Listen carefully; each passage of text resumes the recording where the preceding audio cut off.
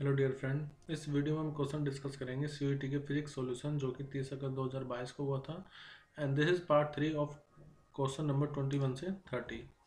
Question number 21 है plano convex lens act like a concave mirror of focal length 28 centimeter when it's plane surface is silvered and like a concave mirror of focal length 10 cm when its curved surface is silver the refractive index आपको बताना है कि mu कितना होगा। देखो हो क्या रहा है कि हमारे पास एक प्लेनो कॉन्वेक्स लेंस है। प्लेनो कॉन्वेक्स मतलब कुछ इस तरह से हमारे पास लेंस है और उसके एक सरफेस को हम सिल्वर कर रहे हैं। तो जब हम उसके प्लेन सरफेस को सिल्वर कर रहे हैं, पहले प्लेन सरफेस को सिल्वर कर देते हैं। यहाँ पर ये प्लेन सरफेस, इसको हमने सिल्वर कर दिया। तो ये किसकी तरह बिहेव कर रहा है? It is behaving like a concave mirror of focal length 10 centimetre. एक प्लेनो कॉन्वेक्स लेंस एक लाइट है concave mirror of focal length 28।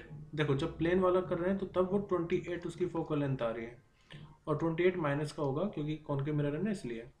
दूसरे केस में, ये तो केस 1 हो गया अपना, केस 1। केस 2 में हम इसका जो कर्व सरफेस है उसको सिल्वर कर रहे हैं और उसकी वजह से इसकी फोकल लेंथ अब कितनी होगी? 10 सेंटीमीटर। तो आपको बताना म्यू की वैल्यू कितनी होगी। तो देखो यहाँ पर ना एक प्लेन मिरर की तरह बिहेव कर रहा है, मतलब कॉन्केव मिरर की तरह बिहेव कर रहा है जिसकी फोकल लेंथ कितनी है? 10 सेंटीमीटर। तो प्लेन की जगह कॉन्केव लिखना होगा। कॉन्केव मिरर की तरह बिहेव कर रहा है। अब अगर मैं फर्स्ट केस में देखूँ तो देखो फॉर्मूला क्या होगा यहाँ पर फोकल लेंथ का।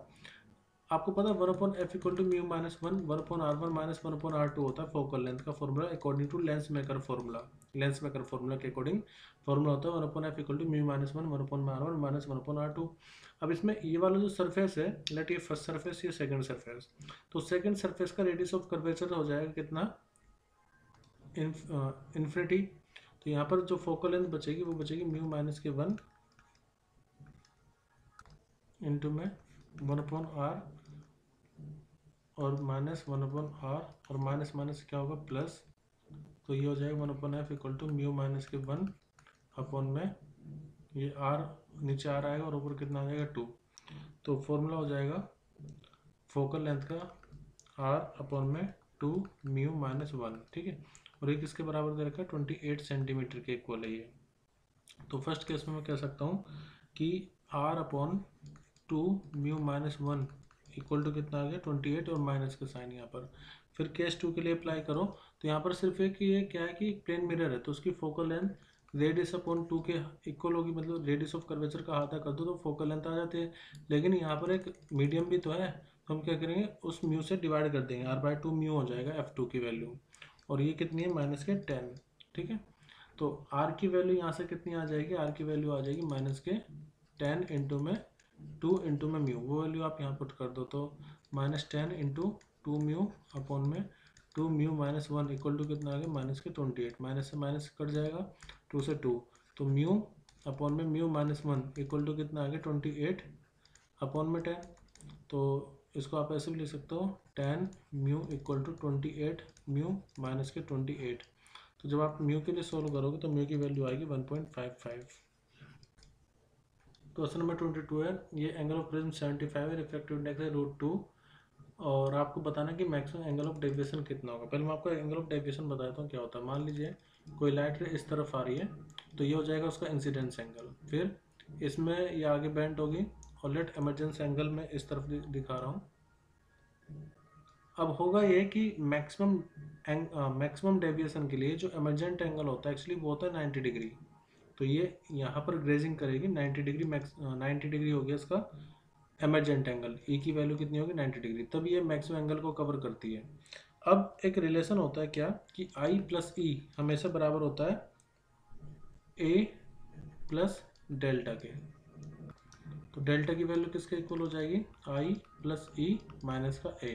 तो इमरजेंट एंगल कितना है? 90 डिग्री, एंगल ए 75 है, इंसिडेंस एंगल पता करना पड़ेगा।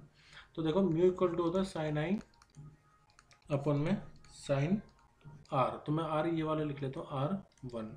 ठीक है, और ये किसके बराबर है? यहाँ पर R1 लगा दो और म्यू कितना है? √2। एक और इक्वेशन होती है इसमें, R1 प्लस R2 हमेशा एंगल ऑफ प्रिज्म ए के इक्वल होता है। R1 और ये वाला जो R2 है ना, ये ए के इक्वल होता है। और ये स्नेल्स लॉ अगर आप इस वाले सरफेस के लिए लगाओगे तो म्यू इक्वल टू कितना हो जाएगा? म्यू मतलब refractive index, it will be equal to sine e upon में साइन R2। तो म्यू की वैल्यू कितनी है √2 साइन ई, तो साइन 90 डिग्री हो गई है अपन में साइन R2। तो साइन R2 कितना आ जाएगा, साइन R2 आ जाएगा 1/√2। तो इसका मतलब ये हुआ कि R2 की वैल्यू कितनी होगी 45 डिग्री। जब R2 की वैल्यू में पता चल गया 45 डिग्री, तो इस रिलेशन से मैं R1 निकालूंगा। तो R1 कितना हो जाएगा a माइनस के R2।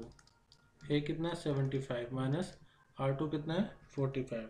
तो यहाँ से हमारी R1 की वैल्यू आ जाएगी 30 डिग्री। अब ये R1 की वैल्यू मैं यहाँ पर पुट करूँगा, तो साइन आई अपॉन में साइन 30 डिग्री इक्वल टू √2, या फिर साइन आई इक्वल टू कितना हो जाएगा √2 इंटू में साइन 30। साइन 30 डिग्री की वैल्यू होती है 1/2, तो ये हो जाएगा फिर से 1/√2। तो यहाँ से हम कंक्लूजन निकाल सकते हैं कि साइन आई की वैल्यू 1/√2 के इक्वल है। तो इंसिडेंस एंगल कितना आ जाएगा 45 डिग्री। अब इस वैल्यू यहाँ पर पुट करते हैं आई की वैल्यू, तो डेल्टा इक्वल टू आएगा आई की वैल्यू 45, ई की वैल्यू 90 डिग्री और एंगल ऑफ प्रेजेंस कितना है 75। तो जब आप इसको सोल्व करोगे तो कितना आ जाएगा 60 डिग्री। और 60 डिग्री को रेडियन में अगर आपको कन्वर्ट करना है तो π/180 से डिवाइड कर दो, जो कि आएगा π/3। तो हमारा सही आंसर होगा ऑप्शन सी। तो इसमें हमने 2-3 फॉर्मूले यूज़ किए हैं, स्नेल्स लॉ का इस्तेमाल किया है और प्रिज्म के में जो रिलेशन होते हैं उनका यूज़ किया है हमने। क्वेश्चन नंबर 23 है ए प्रोटॉन इलेक्ट्रॉन और alpha particle are accelerated with the same potential. आपको डी ब्रोगली वेवलेंथ बताना है। ये क्वेश्चन बहुत एग्जाम में पूछा गया है, हाल ही में KVS एग्जाम हुआ था उसमें भी ये क्वेश्चन आया था। तो देखो लैम्डा इक्वल टू आपको पता है h/p होता है, लेकिन अगर मैं इसको मोमेंटम, जैसे p मोमेंटम है, मोमेंटम को हम काइनेटिक एनर्जी के टर्म में लिख सकते हैं। एक्चुअली k इक्वल टू होता है p²/2m, ठीक है, और k इक्वल टू होता है q इंटू में v। तो मैं p को √2m/3 भी लिख सकता हूँ। तो फॉर्मूला जो लैम्डा का फॉर्मूला है वो आ जाएगा h/में in terms of potential 2m/3। ठीक है, तो एक तरह से हम कह सकते हैं कि जो लैम्डा है वो इन्वर्सली किस पर डिपेंड करेगा, वो डिपेंड करेगा मास पर और चार्ज पर, m/q पर। अब देखो मेनली अगर आप देखा जाए तो किस पर डिपेंड कर रहा होगा, मास पर, चार्ज पर भी डिपेंड कर रहा है, लेकिन मास अल्फा पार्टिकल प्रोटॉन अगर मैं कंपेयर करूं तो सबसे ज़्यादा जो मास होता है वो किसका होता है भाई, इलेक्ट्रॉन और प्रोटॉन का। इलेक्ट्रॉन और प्रोटॉन का चार्ज तो बराबर रहेगा लेकिन मास डिफरेंट रहेगा। तो मास इलेक्ट्रॉन का कम होता है मास ऑफ प्रोटॉन से, ठीक है। तो इसका मतलब लैम्डा इनवर्सली मास पर डिपेंड कर रहा है। तो वेवलेंथ किसकी ज़्यादा होगी, इलेक्ट्रॉन की, किससे, प्रोटॉन से। और सबसे ज़्यादा मास किसका होता है, सबसे ज़्यादा मास होता है अल्फा पार्टिकल का। तो उसकी जो वेवलेंथ होगी अल्फा पार्टिकल की वो रहेगी मिनिमम, ठीक है। और मैक्सिमम किसकी रहेगी, इलेक्ट्रॉन के लिए, और बीच में किसकी रहेगी, प्रोटॉन की। तो इलेक्ट्रॉन की कैसी रहेगी, मैक्सिमम। अब सबसे कम किसकी, अल्फा की। तो सबसे कम किस में, अल्फा। तो इसी ऑप्शन में देखो अल्फा सबसे कम आ रहा है, तो ये हमारा सही आंसर हो जाएगा। उसके बाद प्रोटॉन और सबसे ज़्यादा electrons. Question number 24, the threshold frequency of photoelectric material कितनी है, न्यू नॉट है। If the frequency of 2 new not is incident on the surface of the metal, the maximum velocity of emitted electrons is v। Maximum velocity हमें दे रखा है। What will be the maximum velocity of the emitted electrons if the light of frequency 4 new not is incident on the same metal surface. देखो conservation of energy apply करेंगे पहले तो हम, कि photon आया, फोटोन ने कुछ इलेक्ट्रॉन्स को बाहर निकाले। फोटोन की जो एनर्जी होगी ना वो दो जगह यूज होगी, कहाँ का, एक तो वर्क फंक्शन में, दूसरा फोटोन इलेक्ट्रॉन्स की काइनेटिक एनर्जी में। अब E इक्वल टू कितना हो जाता है h इंटू में न्यू, और वर्क फंक्शन होता है h न्यू नॉट, और ये काइनेटिक एनर्जी, ठीक है। इसको आप ऐसे भी लिख सकते हो, kinetic energy equal to h nu minus के h न्यू नॉट। अब पहले केस में क्या हो रहा है कि जो लाइट है उसकी फ्रीक्वेंसी कितनी है, 2 टाइम्स है न्यू नॉट के। तो h इंटू न्यू की वैल्यू 2 न्यू नॉट यानी कि threshold frequency minus h into में न्यू नॉट। तो ये कितना आ जाएगा 2 - 1 यानी कि h न्यू नॉट, यानी काइनेटिक एनर्जी हमारी किसके बराबर आ गई है, पहले केस में h न्यू नॉट के। सेकंड केस देख लेते हैं। सेकंड केस में जो काइनेटिक एनर्जी होगी वो किसके इक्वल होगी, h न्यू माइनस के h न्यू नॉट के। मतलब यही फॉर्मूला मैं यहाँ पर अप्लाई कर रहा हूँ। तो काइनेटिक एनर्जी इक्वल आएगी h इंटू, इस बार जो फ्रीक्वेंसी है वो 4 टाइम्स हो गई, तो यहाँ पर 4 लिख लीजिए, 4 इंटू में new not minus h into में न्यू नॉट। तो 4 में से 1 जाएगा तो कितना बचेगा, 3h न्यू नॉट। ये आ गई काइनेटिक एनर्जी, ठीक है। अब देखो हमें बता रहे हैं बाद में वेलोसिटी कितनी हो जाएगी। तो ke2 अपॉन ke1 अगर मैं निकालूं तो वो किसके इक्वल आएगी, 3h न्यू नॉट अपॉन में h इंटू न्यू नॉट के, ये तो कैंसिल आउट हो जाएगा। तो काइनेटिक एनर्जी का रेशो कितना आ गया 3, और क्योंकि काइनेटिक एनर्जी होता है हाफ एम वी स्क्वायर, मास तो बराबर ही रहेगा, तो मैं इसको ऐसे भी लिख सकता हूँ कि वी स्क्वायर 2 अपॉन में v1 का स्क्वायर कितना आएगा 3। तो वेलोसिटी जो सेकंड केस में होगी वो होगी √3 टाइम्स v1 के, यानी कि आंसर हमारा कितना आएगा बी, ऑप्शन बी √3 टाइम्स। तो काइनेटिक एनर्जी का तो रेशो 3 होगा, लेकिन जो वेलोसिटी का रेशो होगा वो होगा √3:1। क्वेश्चन नंबर 25 भी इसी पर बेस्ड है जो भी हमने किया है फोटो इलेक्ट्रिक इफेक्ट पर। ये कह रहा है कि when a metallic surface is illuminated with a wavelength lambda तब stopping potential v। If the same surface उसकी अगर आप वेवलेंथ 2 लैम्डा यूज करें तो स्टॉपिंग पोटेंशियल v/4 हो गया है। तो आपको बताना है कि थ्रेशोल्ड वेवलेंथ कितनी होगी। तो फिर से मैं कंजर्वेशन ऑफ एनर्जी अप्लाई करूंगा, क्या E equal to work function plus में काइनेटिक एनर्जी, लेकिन E को अब हम लिखेंगे h न्यू, वर्क फंक्शन होता है h nu not, kinetic energy को मैं लिखूंगा Q इंटू में स्टॉपिंग पोटेंशियल। तो वेवलेंथ के टर्म में इस बार हमें लिखना ही हो जाएगा hc अपॉन लैम्डा, ये हो जाएगा hc अपॉन में लैम्डा नॉट प्लस में Q को आप E लिख लो और V पोटेंशियल हो गया स्टॉपिंग पोटेंशियल। तो ये हमारी मेन इक्वेशन होगी जो इस बार हम यूज करने वाले हैं। अब फर्स्ट केस में कह रहा है कि वेवलेंथ लैम्डा स्टॉपिंग पोटेंशियल कितना है V। तो पहले तो इस इक्वेशन को चलो फर्स्ट मान लेते हैं। सेकंड इक्वेशन में मैं क्या चेंज करूंगा, hc अपॉन में, अब वेवलेंथ कितना हो गया 2 लैम्डा, तो यहाँ पर 2 लैम्डा आएगा इक्वल टू hc अपॉन में लैम्डा नॉट प्लस, अब जो स्टॉपिंग पोटेंशियल हो गया वो कितना 4/v/4, यानी कि E इंटू में v अपॉन में 4 आ जाएगा। हमें क्या निकालना है कि थ्रेशोल्ड वेवलेंथ कितनी होगी, यानी कि लैम्डा नॉट की वैल्यू कितनी होगी वो हमें फाइंड करनी है। अब क्योंकि हमें लैम्डा नॉट निकालना है ना, तो एक काम करते हैं EV की वैल्यू यहाँ से निकाल लेते हैं। EV की वैल्यू यहाँ से कितनी हो जाएगी, hc अपॉन में लैम्डा माइनस के hc अपॉन में लैम्डा नॉट, इस वैल्यू को यहाँ पुट करो तो hc अपॉन में 2 lambda equal to hc upon lambda naught तो हमें फाइंड करना है प्लस 1/4, और EV की वैल्यू कितनी है hc अपॉन में लैम्डा माइनस hc अपॉन में लैम्डा नॉट। अब 4 को मल्टीप्लाई कर दो अंदर, तो हमारे पास कितना आएगा, देखो ये हो गया hc अपॉन 2 लैम्डा या hc upon lambda not plus में 1/4 hc upon lambda minus 1/4 hc upon 4 lambda naught. तो देखो यहाँ पर मैंने 1/2 लैम्डा माइनस 4 लैम्डा, यहाँ पर दोनों में hc कॉमन ले लिया और ये हो जाएगा एलसीएम लेके 4 लैम्डा नॉट 4 माइनस 1, hc से hc कैंसिल कर लेते हैं। यहाँ पर भी जो एलसीएम आएगा वो कितना आएगा 4 लैम्डा, और यहाँ पर ये आ जाएगा 2 माइनस यहाँ पर 1 इक्वल टू 4 में से एक जाएगा 3, तो 3 अपॉन में 4 लैम्डा नॉट। अब देखिए 4 से 4 कैंसिल कर दो, यहाँ पर 2 में से एक जाएगा तो एक बचेगा, तो 1 अपॉन लैम्डा इक्वल टू कितना आ गया 3 अपॉन में लैम्डा नॉट। तो लैम्डा नॉट की वैल्यू कितनी आ जाएगी 3 इंटू में लैम्डा, यानी कि हमारा सही आंसर होगा ऑप्शन डी। नेक्स्ट है according to Bohr postulate the quantity that show discrete value. तो देखो बोर पोस्टुलेट ने बताया था जो एंगुलर मोमेंटम होता है वो हमेशा n इंटीग्रल मल्टीपल होता है h/2π के, तो एंगुलर मोमेंटम यहाँ पर आएगा। नेक्स्ट क्वेश्चन है एक्सप्रेशन फॉर द फ्रीक्वेंसी इनमें से क्या होगा बताना। देखो अगर आप ये देखो रेडियस n के स्क्वायर पर कैसे डिपेंड करता है, मतलब रेडियस n पर कैसे डिपेंड करता है, तो डिपेंड करता है r डिपेंड करता है n के स्क्वायर पर, और जो वेलोसिटी है वो इन्वर्सली डिपेंड करती है 1/n पर। यहाँ पर फ्रीक्वेंसी पूछा है, फ्रीक्वेंसी मतलब क्या है, reciprocal of time period. Actually in सब में आप देखो तो n अलग है ना, इसलिए मैं देख रहा हूँ कि n पर कैसे डिपेंड कर रहा है, उसी से मैं आंसर पता लग जाएगा। तो 1/t, t का मतलब क्या 2πr अपॉन में वेलोसिटी, तो v आएगा यहाँ पर।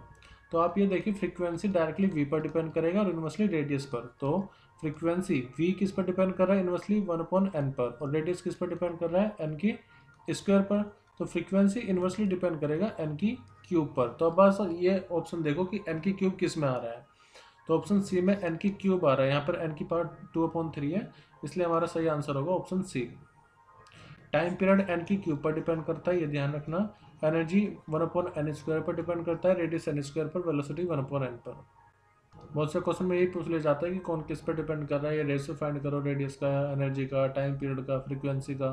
क्वेश्चन नंबर 28 है if the minimum wavelength corresponding to Paschen series of hydrogen spectrum is 820 nanometer, तो बाल्मेर में कोरस्पॉन्डिंग मिनिमम वेवलेंथ कितनी होगी। देखो वेवलेंथ का फॉर्मूला होता है 1/λ equal to r 1/n minus 1/n, ये स्क्वायर रहेगा ये स्क्वायर रहेगा। अब ये होगा n फाइनल का square minus n i initial का स्क्वायर।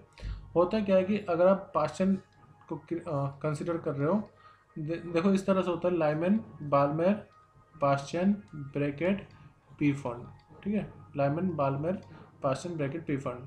तो मिनिमम वेवलेंथ की बात करें पास्ट चेन के लिए, पास्ट चेन के लिए मतलब एन की जो फाइनल वैल्यू होगी वो रहेगी 3। जैसे इसके लिए n इक्वल टू 1 होता है, इसके लिए n इक्वल टू 2 होता है, इसके लिए n फाइनल होगा 3 और n इनिशियल होगा इन्फिनिटी, क्योंकि मैक्स मिनिमम वेवलेंथ है। मिनिमम वेवलेंथ मतलब मैक्सिमम फ्रीक्वेंसी, तो जो भी इलेक्ट्रॉन आएगा वो बहुत ज़्यादा दूर से आएगा, बहुत हाई लेवल से आएगा, इसलिए उसकी मिनिमम वेवलेंथ होगी। तो वो तभी पॉसिबल जब हम इनिशियल कितने लेंगे, इन्फिनिटी। फिर बाल्मर के लिए बात होती है, बाल्मर के लिए n फाइनल कितना होगा 4 और n इनिशियल कितना होगा, यानी वो कहाँ से आएगा, इन्फिनिटी पर। ये तब के लिए रखना चाहिए हमें जब मिनिमम वेवलेंथ की बात आ रही हो। अब यहाँ पर देखो 1/λ, अगर मैं पहले पास्टन के लिए लिखूँ तो 1/r, एंड फाइनल पास्टन में कितना होता है 3, तो 3 का स्क्वायर आ जाएगा, यानी कि 1/λp इक्वल टू कितना आएगा, r/9। और अगर मैं बाल्मर के लिए पुट करूँ वैल्यू तो लैम्डा बी किसके बराबर हो जाएगा, r 1/n फाइनल कितना बाल्मर के लिए 4, तो 4 का स्क्वायर माइनस ये तो इन्फिनिटी, तो 1/∞ 0 हो जाएगा, तो 1/λb इक्वल टू कितना आएगा, r/16। अब आप यहाँ से r की वैल्यू फाइंड कर लो, r की वैल्यू कितनी हो जाएगी 9/λ ऑफ p, तो 1/λ, या फिर एक काम करते हैं इसको ऐसे लिखते हैं, lambda B equal to 16/r, तो 16/r की वैल्यू कितनी 9 और ये लैम्डा पी आएगा ऊपर, यानी कि जो बाल्मर की मिनिमम वेवलेंथ होगी वो 16/9 टाइम्स होगी लैम्डा ऑफ पास्टन के। Lambda P equal to 16/9 into lambda of P कितना है, वो है 820 नैनोमीटर। एक मिनट, यहाँ पर थोड़ा सा मिस्टेक हुई है, यहाँ पर बाल्मर के लिए हम लिखेंगे ना तो यहाँ पर 2 रहेगा, एक्चुअली 2 का स्क्वायर नहीं करना हमें, सिर्फ 2 मतलब 2 का स्क्वायर करके 4 आएगा, तो 16 ना होकर के 4 रहेगा, इसको 4 आप कर लीजिए, ये भी 4 रहेगा और ये भी 4 रहेगा, तो 4/9 हो गया। एक्चुअली मैंने लिख लिया था, ये ब्रैकेट नहीं बाल्मर है, तो बाल्मर के लिए n इक्वल टू 2 हम कंसिडर करेंगे, यहाँ पर ध्यान रखना इसका। अब तो लैम्डा बी जब आप 4/9 की मल्टीप्लाई करोगे 820 में, तो ये आएगा 364.4 नैनोमीटर, ठीक है, तो हमारा सही आंसर होगा ऑप्शन बी 364.4 नैनोमीटर। नेक्स्ट है स्टेटमेंट दी हुई है, volume of nucleus is proportional to mass number, ये बिल्कुल सही है, वॉल्यूम ए पर डिपेंड करती है, लेकिन डेंसिटी सबकी कांस्टेंट रहती है, यानी कि डेंसिटी ए पर डिपेंड नहीं करती है, तो दोनों स्टेटमेंट यहाँ पर सही है। ये मैंने इससे पहले जो एग्जाम हुआ था उसमें डिटेल में एक्सप्लेन किया था, तो यहाँ पर both statement are correct. Next है द हाफ लाइफ आपको गिवन है कितनी 12.5 और टाइम गिवन है 25 ईयर, तो आपसे पूछा है कि वाट फ्रैक्शन कितना बचेगा, तो देखो n इक्वल टू होता है n0 1/2 की power number of half cycle, तो n/n0 को आप लिख सकते हैं 1/2, नंबर ऑफ हाफ साइकिल का मतलब है कि टाइम कितना अपन में हाफ लाइफ कितनी है, तो n/n0 मतलब फ्रैक्शन है 1/2, तो t कितना है 25 अपन में 12.5, तो ये कितना हो जाएगा 2 आएगा, 1/2 का स्क्वायर मतलब 1/4, तो हमारा आंसर आ जाएगा 1/4, ऑप्शन ए।